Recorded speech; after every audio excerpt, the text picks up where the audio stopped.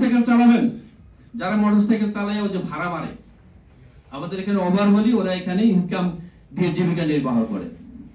তার যদি রাস্তায় যদি তার কাছে টোকেন পাওয়া না যায়, তাহলে তাকে ধরে নিয়ে টর্চার করবে।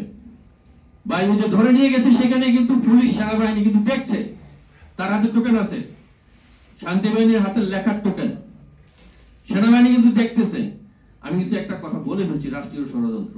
তো সেনাবাহিনী তো টোকেনের এগেইনস্টে তাকে ধরছে না, ধরছে না, কিন্তু আমরা এখন কোথায় আছি? কৃষকরা ফসলের এগেইনস্টে চাঁদা দিতে হয়, কতটা গরু আছে, গরুটা পালন করার জন্য তার বছরে একটা চাঁদা দিতে হয়। এটা হলো বাংলাদেশ, পার্বত্য চট্টগ্রাম।